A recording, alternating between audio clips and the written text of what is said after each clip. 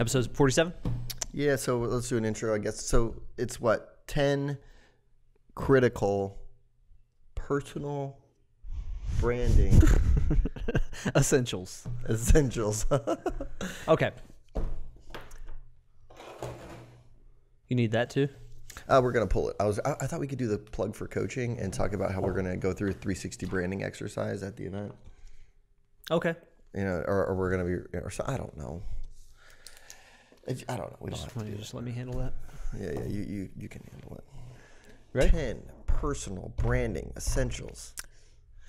I'm Steven. And I'm Kevin. In today's episode of the Steven and Kevin Show, We're going to talk about 10 personal branding essentials.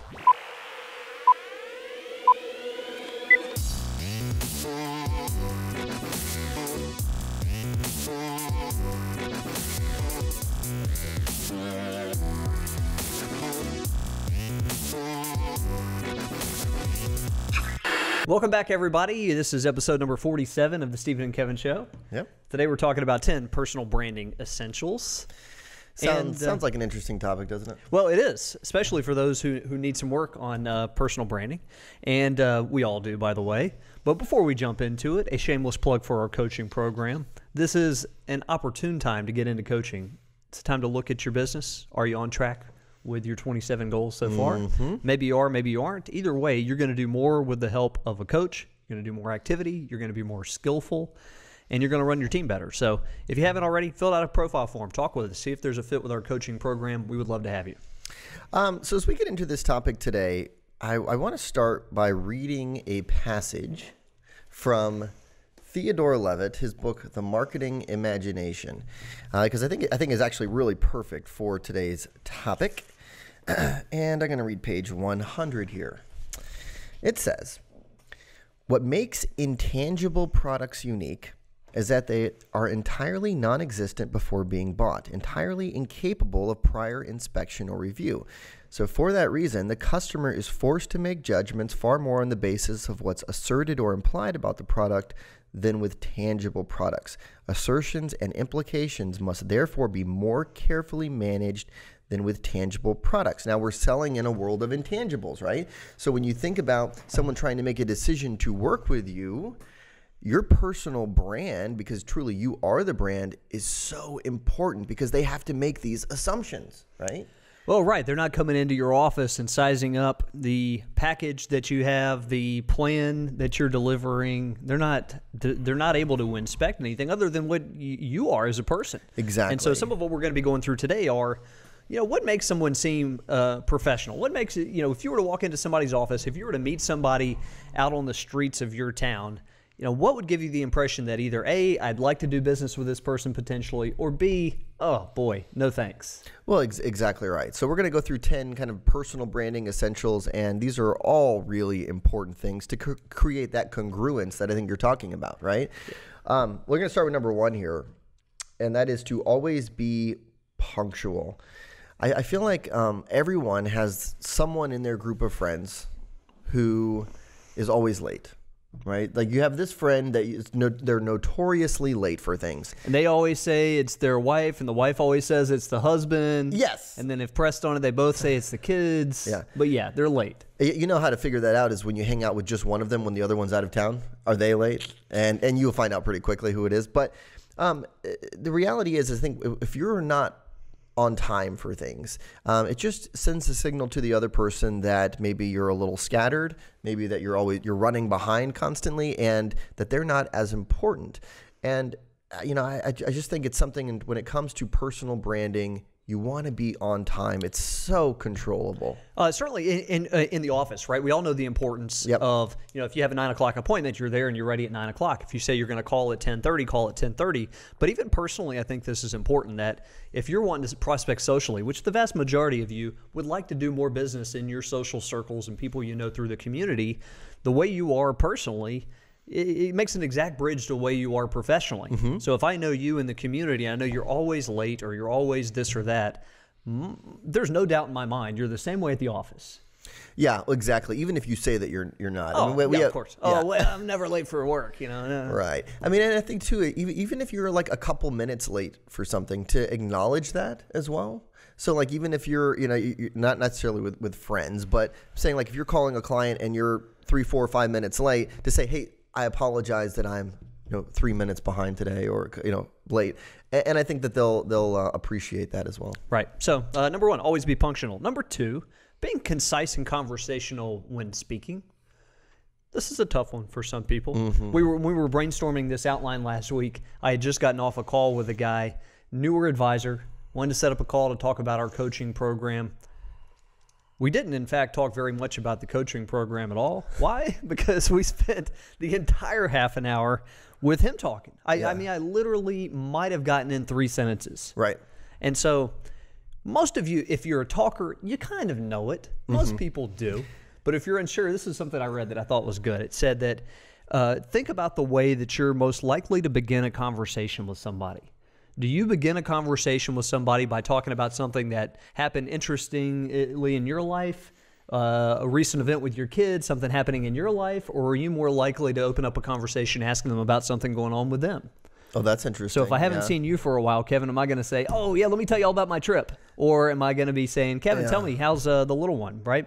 And I mean, think about this too. Like, have you ever gotten feedback from someone that where they say, "Oh yeah, you're a talker," or just like passively, "Oh yeah, they're a talker," and you kind of know it. Like, if you get feedback like that, then you need to really take it seriously, right? Yeah, and sometimes overcorrect a little bit. So let's say, this is a tough thing for people to get. I was on a call last week with someone who had professed, a different person, to being a little bit of a talker.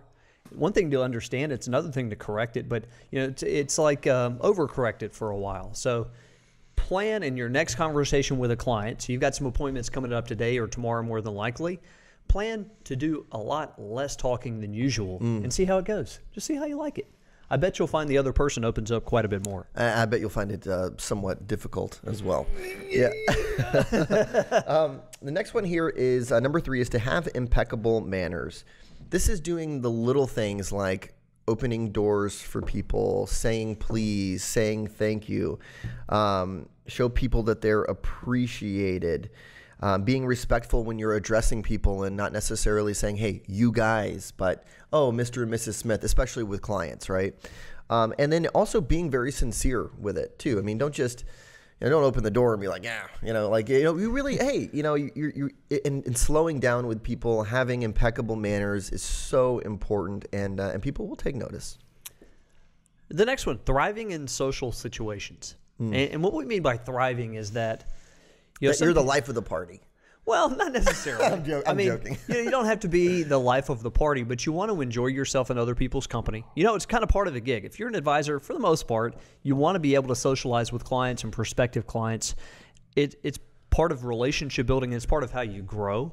But there are some people who blow that, right? We all have friends or we all have business associates who you like as a person, but you're a little leery of putting in front of other people, right? And so thriving in social situations means being there, being in the moment, enjoying yourself, but not being overly political, overly obnoxious, overly anything really. Argumentative. Right. So I think that's good. You have to be someone that other people are comfortable putting in front of their friends and family and so forth. Number 5 here, it's number 5, right? Make sure your attire is current, neat, and professional. And I'm going to share just a quick little story here. When I first started, and I'm coming up on 9 years here at the OI.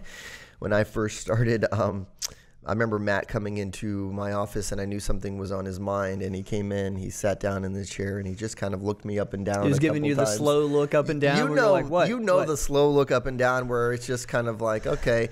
And I remember he said, and I still remember it to this day. He said, so your dress, we got to do something about your dress. And I was thinking, oh no, I thought I was dressed pretty nice. And he helped me in terms of kind of upgrading the way that I present myself. But I mean, that stuff makes a huge difference, right? I mean, whether you're in the office, when you're taking a look at some of the research right now, I mean, the Affluent don't necessarily expect that you're wearing a suit and tie every day, but they do like business casual and really smart, nice business casual.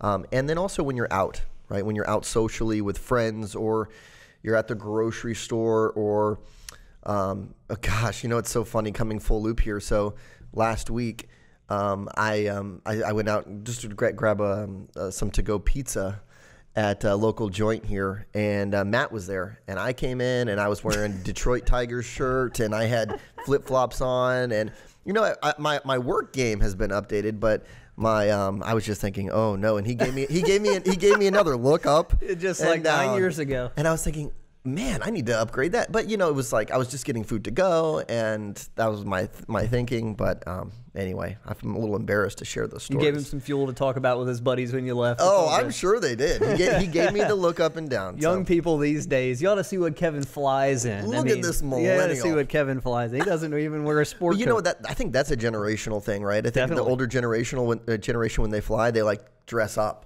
to fly. Yeah. Right? I'm flying out today. I will be wearing a sport coat, but I did wear jeans, I confess. Yeah, I mean, we're like trying to be a little bit more comfortable when we fly, but anyway. Oh, boy. So another generational thing, to some extent, is being up to date with technology. And I say that in jest. There's some younger people who are lousy with it, and there's some older people who are great with technology. But being up to date with technology is part of your personal brand. Why? I agree. As I was thinking about this, the bottom line for me is if you're really bad with technology, you're a pain in the ass for other people. Right? If you don't check email very often, if you don't text.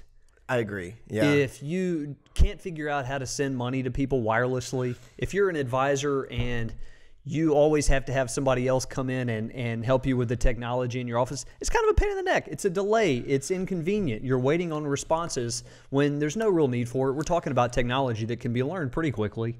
I'll throw my dad under the bus here. I mean, he leaves me voicemails that are like, "Hey, Kevin, it's your dad. Call me back." And I'm just like, gosh, I really went through all the process of listening to this voicemail for that. Like, why didn't you just text me? Or I saw that you called me. I will call you back, right? Yeah. But he's not the greatest with technology. But there's some basics. It's not that everybody has to be into Snapchat and all the newest of new. But being up to speed with things that are pretty common fare now, like texting and email and doing those things pretty responsively is important. Totally agree. The next one here is to never come across as salesy. So when you're thinking about your personal brand, you never want to be perceived as someone who is salesy, right? I mean, people will start avoiding you.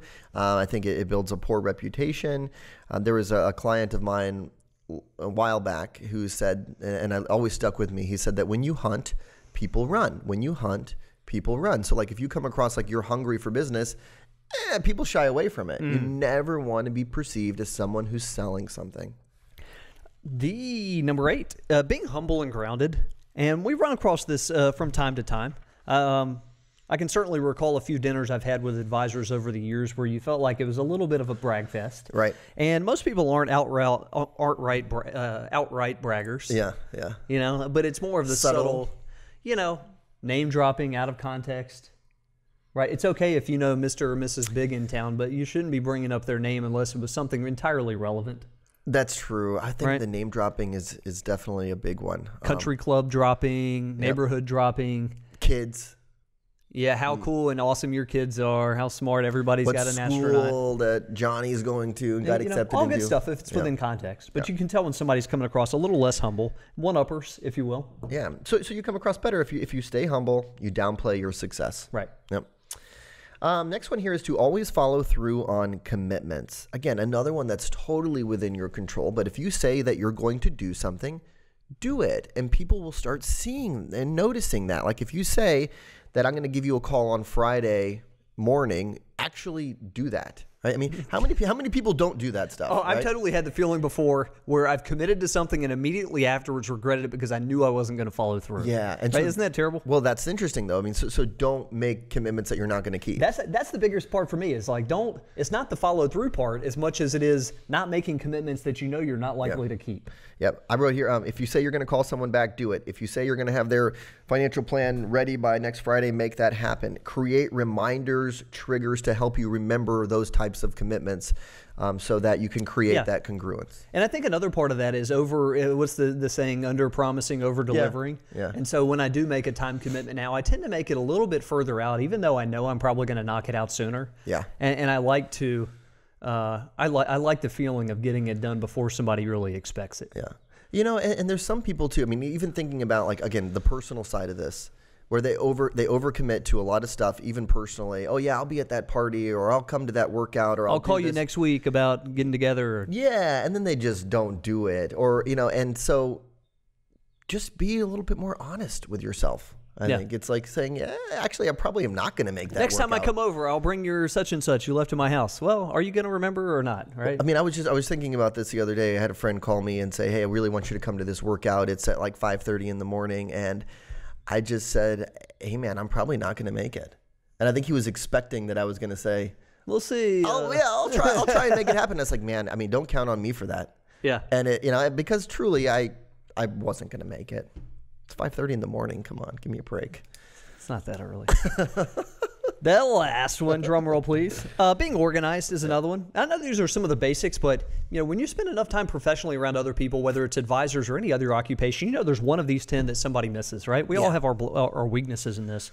Being organized is something that is another one all about congruency. If you're out socially, let's say, or you're out, you're picking people up for a night out. You have a car that is a total wreck. I was thinking of the car. Right? I was thinking there's stuff car. everywhere. Yeah. What do they think you're like at work? Do they think you're this highly polished, organized person? Probably not, because you're not. Because you are not, right? I mean, if you're not organized and tidy in your personal life, you're probably not organized. You're most likely you're not in your professional life as well. And we're not saying being totally nutty about it. Like you've been to some people's offices and it looks like they have a rental, daily rental office because there's absolutely nothing on the desk, right? And they look like they don't have a lot going on. We're not saying to go to that extreme of minimalism, but looking like you have a bit of a system to what you're doing gives people comfort that you are, in fact, taking their financials seriously. Yes. And you're pretty organized with it, right? Yep, that's it. So these are 10. Another shameless plug while we're at it today. We have a number of exercises that we put into our Affluent Marketing Symposiums. If you don't know, these symposiums are those we put together twice a year that are a day and a half worth of content built to help you grow your business.